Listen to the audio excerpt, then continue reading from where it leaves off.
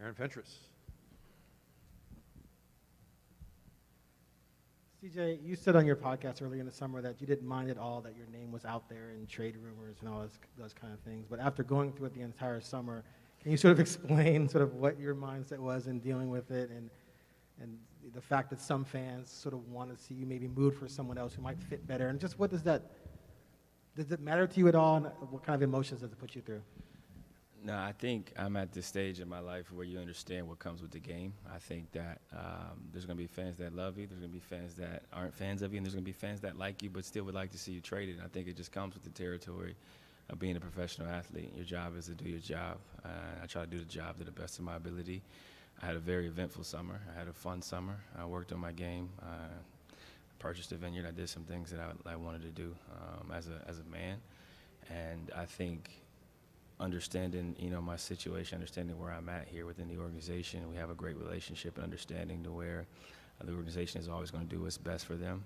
I'm thankful to be here. I'm happy with the role that I play and look forward to continuing to do my best to help us win a championship. And I think looking at the fans, the way they've supported me over the course of my career, looking at the ownership, looking at the staff, obviously the staff that's no longer here, I'm thankful to have been a part of that and look forward to building on what we're going to try to accomplish with Chauncey. But in terms of that stuff, I don't take it to heart or anything like that. Everybody has the right to their own opinion, and I appreciate fans being passionate. As a fan of my Browns, I'm sure I've said some of the same things that they're saying about me, about some of my friends who play. So if you look at it, from that point of view, it is what it is. And I look forward to, continuing my career here. Casey Holdahl. Congrats on the big win yesterday, CJ. Thank you. When Chauncey talks about accountability, particularly on the defensive end, what do you feel like that means for you? And how do you feel like maybe that manifests itself in the locker room for you guys? Yeah, I'm comfortable with any style of coaching based on how I was raised in my household. We don't really hold punches. So I'm not afraid to be critiqued. I'm not afraid to be challenged, and Chauncey understands that. I've known Chauncey for a while, and I told him, the same thing that I told the rest of the staff is, challenge me. You can use me as an example. I won't be offended. I do my job. I take my job very seriously. I know there's ways I can improve my job all the way around. So I look forward to the accountability. I look forward to what comes with being a high-profile player who's highly paid and is expected to produce. You started last season with pretty much the best numbers of your career before the injury. What should we, and the team was winning more, what should we expect starting of this year as far as the wind behind your sails? I had a very productive summer. I took a look at, what I need to improve on, and obviously, what I did well, what I didn't do so well, and obviously how I started the season was a point of emphasis for my last summer, and I think it's the same for this season. Understanding what I had to do to kind of get my mind and my body ready last year, I've done a lot of those same things and probably more from a preparation standpoint because I didn't have to rehab like I had to do the last few summers, working on my back and then having a foot fracture during this season. I was able to kind of play through and get to the summer, so I didn't have to play catch up this summer like I had to do in past years. So I look for more of the same, getting off to a good start, defending well, playmaking. Obviously, I've been scoring, since I came out the womb, so that won't be hard. But it's just more about the other stuff. CJ, congrats to you and your wife as well, father and Thank you. mom-to-be. Mm-hmm.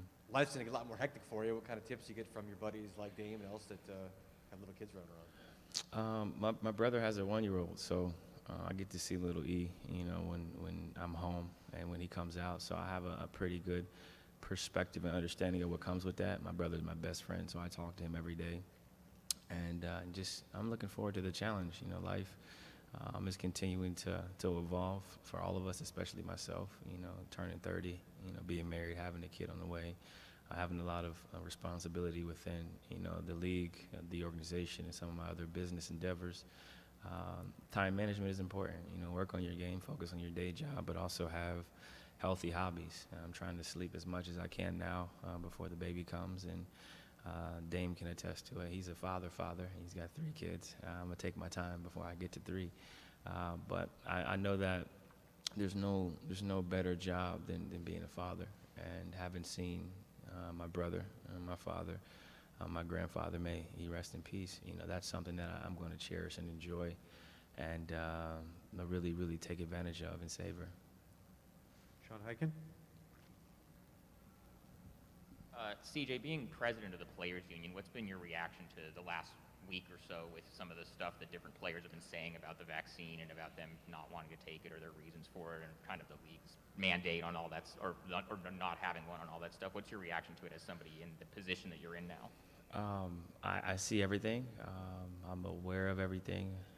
The emails are constantly flowing, but just trying to educate. I think that's the biggest thing, trying to educate myself, trying to educate other players. There's a lot of questions, there's a lot of concerns.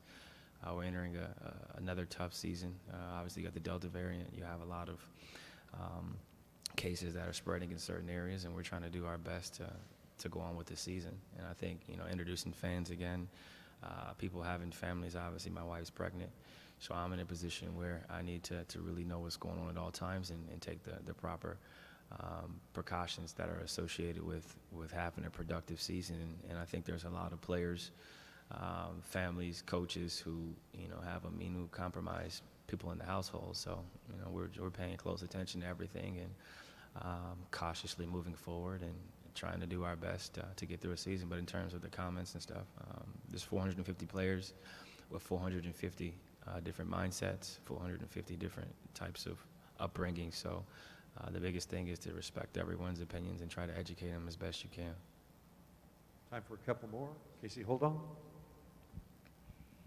Kind of in that same vein, CJ, what has it been like for you in the first, I guess it's been about a month now, as the union president? Like, what has your day-to-day changed a lot because of that responsibility? I imagine you're probably doing some of that stuff anyways, but I'm curious how that role has manifested itself so far. And also, two-part, your thoughts on having a signature sneaker with Lee Ning. The first part, I was on the executive committee for 4 years, so I had exposure to, what comes with the territory of being president. I haven't spoke to CP, haven't been close to CP since I was 20 years old. I have a great understanding of what he's done for the union, what he's done for the NBA, and how he's been able to kind of be that liaison between players and their voices, kind of echoing that back to the governors. But I'm on the phone all the time, on Zoom calls all the time. I think that's the main difference. Obviously, we had to hire a new executive director, so that was a 2-year process that we started pre-COVID, paused during COVID, and then kind of started back up again.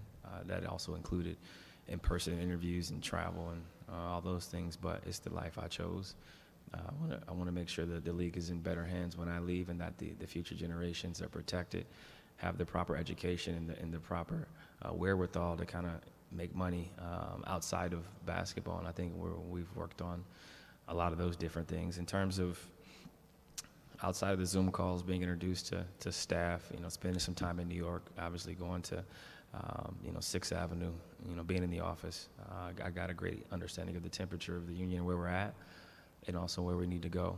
In terms of my shoe, I'm just thankful to be able to play a sport for a living, wear shoes that I don't have to pay for, and see other people with an interest in wanting to wear my shoes, especially kids coming from where I come from. It's a blessing, and I try not to take it for granted. So I think it's kind of weird, having your own shoe. Like how I grew up, it's just kind of weird. Like people asking me, like, "Hey, can I get a pair of your shoes?"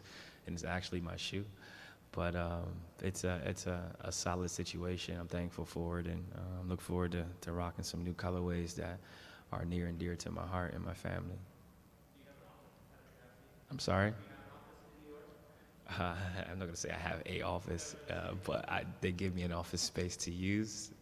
I'm not trying to spend our money on an office for a guy that's in the city 14 days out the year in the office. But it's cool. I'm just trying to do what I can to help, man. That's all. And I lead a very interesting life. So. Not that I'm looking at your computer screen, but Casey looks like he's ordering a bottle of your wine online here, CJ. So. How's it doing? Is it still available? Oh, it's okay. All right, last question, Austin White.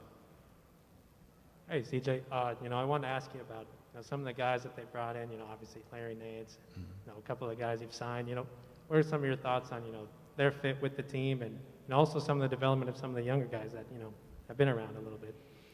Yeah, Larry's an Ohio guy, so I'll start with him. Explosive athlete, he's smart. I think he shot 36% from three, the last few years, so he can stretch the floor. He can make the weak side pass and has a great understanding of role, and is just a selfless teammate, so I'm looking forward to playing alongside him. We brought in Ben McLemore, a guy who's in my draft class, one of the prettiest jumpers I've ever seen. Picture perfect. I think he's a value add, a guy that can help us spread the floor, stretch the floor. Obviously, we re-signed Norm. You guys all know what type of game Norm has. He can get downhill. He's strong. He puts pressure on the defenses, and he's tough, and he has that championship pedigree, which is what we need because we've never won a championship. Who else do we bring in? I'm forgetting. Cody Zeller. Cody's also in my draft. That's my guy. Very, very smart, pick and roll player, takes charges. I think you've seen the charge on Instagram, a guy that takes charges in open gym. You learn a lot about, who he is as a person to his core. He'll do whatever it takes to win. Another selfless player, Tony Snell, is also in my draft. I forgot about Tony because Tony's so quiet. He doesn't really say much. Just comes to work early. I think he was mad I beat him to the gym a couple times this week, or last week, but he just works hard. There's a lot of guys who are in the league for a reason, and I think when you become teammates with them, you gain a greater appreciation of the work ethic, the commitment, and what's associated with that. He's a guy that's just a good teammate, good all-around dude who's gonna do what's necessary to help us win. So I think we've added a lot of players. Obviously, we got some guys competing for one roster spot. They're all very talented. I think they're all lottery picks, which kind of shows you the talent level. So I think we're heading in the right direction, but it's more about, you talked about internal development. Anthony looks good. He's sharp. Besides the tattoos, he looks stronger. He looks more comfortable, more confident, which is what we're going to need from him. I think the game starts to slow down as you get more experience playing in games, and then as you get more experience in practices, him having to go against myself, Dame, him having to really be challenged every day is going to help him immensely in games, and he's working with Dr. Phil, so I think that'll help him. Nas looks really good. I'm sure you guys have heard about it. I've seen some articles written about his development. He's hungry. His body looks good. He's taking care of himself, and I think from a maturity standpoint, people forget he wasn't in school very long. You're used to seeing like polished men. Like Dame went to school for a long time. He kind of got a lot of the mistakes out the way. The learning curve kind of sped up. I went to school for a long time. Then I didn't play right away, so I got to kind of sit and watch. When you get thrown into the fire at 19, it's hard. So I think they've kind of had time to grow, handle some things off the court, get more structure in terms of a schedule and how to be a professional. And I think you'll see a better version of them, which will make our team better as well. Okay, wrap it up there. Thank you, C. Go Browns. Go Packers.